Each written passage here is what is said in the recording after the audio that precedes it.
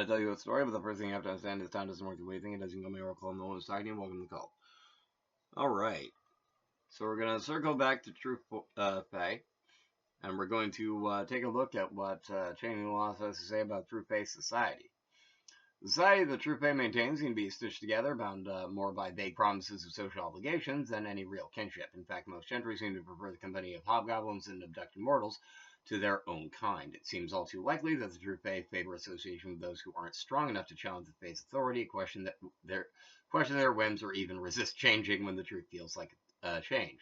Below are a few concrete examples of what changelings may remember about their durance and what they witnessed from the Fae in regard to kind of uniform culture. Infernal bargains. What economy exists between the Fae seems to be based purely on a fickle system of barter with a few, if any, preset rules establishing value. Changelings have witnessed fairly unusual and uneven trades between fiends. Dazus and Vita. Fiend bargains. They can be real strange. They can be some Vilexana, some Vid. They can be some strange bargains.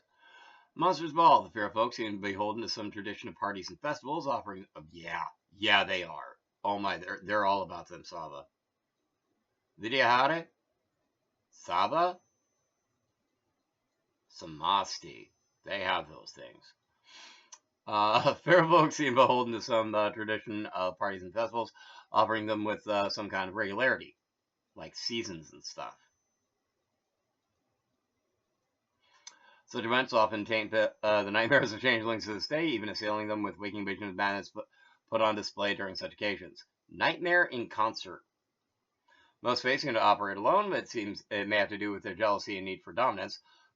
Some have speculated that has to do with general lack of dynamism, that sterility and hollowness leaves them without any kind of true bonds between one another, thus forcing them to work alone or in unique pairs. And yet, some lost recall being abducted or serving beneath not one Fae, but several acting in concert. Power of names and titles. The True Fae play a game that revolves around the acquisition of titles and devouring of names. Each member of the gentry has both a name and at least one title, but the more they have, the greater their power, as the title grants them control over certain elements and concepts. To lose all one's titles is to either be destroyed or be banished from Arcadia. Titles are gained and lost by the gentry, challenging each other to feuds, or what Changeling Winter Court has codenamed legends. A legend revolves around a conflict between two or more warring kindly folk, who, after asking and acquiring permission from their opponents, must play out key parts within the legend. There's actually an example of this in Shadowrun between Harlequin and Aran the Sage. I'm not a big fan of Aran the Sage. I identify more with Harlequin, but still.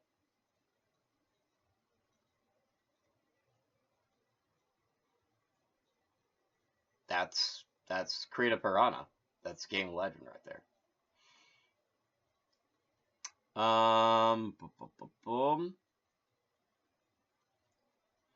Titles are gained and lost by the genre challenging each other to feuds, or what Changeling Winter Court is codenamed legend. A legend revolves around conflict between two or more warring kindly folk, who, after asking acquiring permission from their opponents, must play out key parts within the legend. Yeah, I feel like one of the things about the thing with Aran and Harlequin is there was like some serious Aran either didn't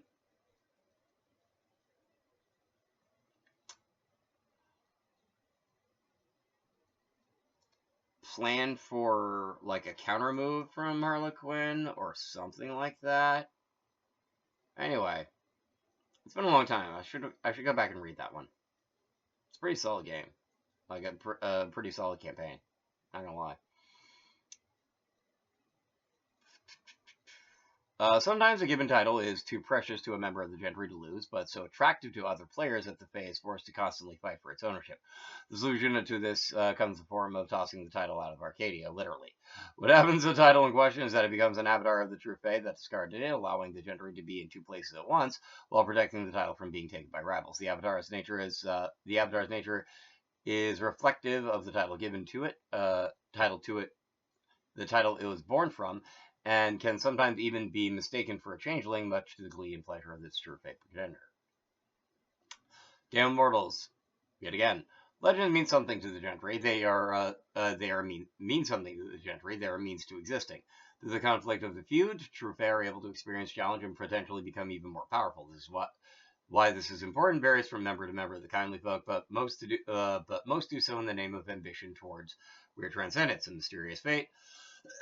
Even to the gentry, that they are instinctively drawn towards accomplishing in order for this to happen. However, they must acquire a number of titles and names within the game of mortals. In truth, however, it is during these story games that the gentry are at their most vulnerable, as they become forced to play out their parts, lest they risk losing their coveted title. Changelings that enter Arcadia may find this to their advantage and may choose to side or not to gain assistance in destroying one or more of the true fae. They can also lead to the creation of alliances through pacts of 2 or more factions, the gentry being sworn to uphold their end of the bargain in the name of the Wyrd. Feuds are not the only way true fae create conflict. There's also the Hunt, an expedition beyond Arcadia to alien realms like Earth, human dreams, and the Hedge. Natives challenge the others to strong wills and strange ways. Changelings know the Hunt, often as not. They were the prey. Mortals are valuable commodities. A free will is precious. Human duality grows stronger before Arcadia. Mortal fear, hate, and disorientation strengthen psychic boundaries and feed a keeper's needs. Resentful slaves are the most valuable kind. When they rebel, they trigger legends of their own, and true fae revel in them.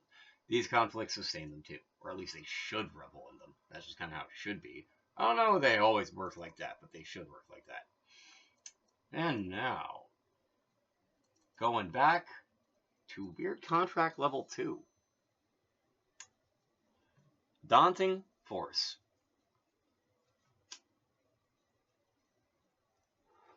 By blemishing a weapon, the changeling can use the force of Wyrd to intimidate someone.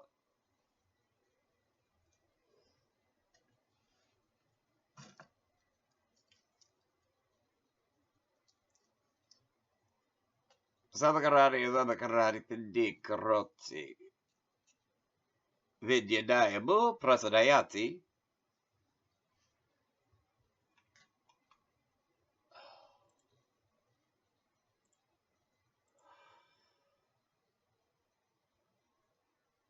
Vichayi Karoti. Prasadayati. Netam Karoti. Samakarari and Babakarati Pindikaroti. Vratakam dadati prasadayati bayayati. So,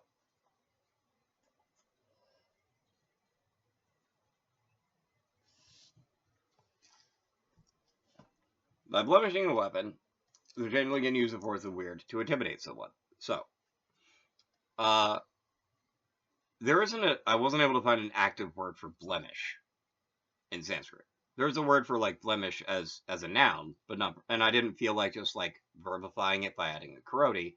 Like I started out trying that, and then I looked up then I looked up tarnish, and one of the things that came up for tarnish, like it had a couple of definitions, and one of them is deprive of luster or color.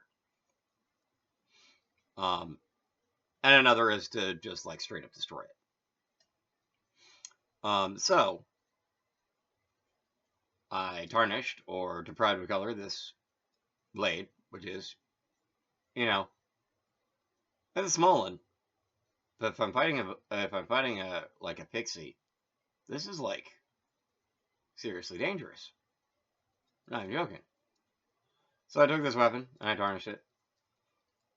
Samakarati, Babakarati, associate with and insinuate yourself into Pindikaroti, Vichaya Karoti, to deprive of luster or color.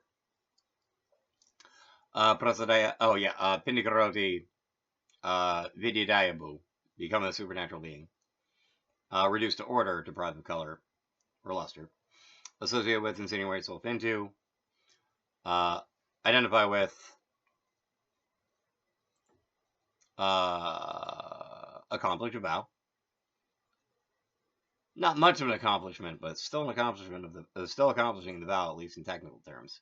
Maybe it is not the most proficient use of this, but I'll get to another one in the next one. And then, Prasadiati Bayayati, reduce the order, intimidate.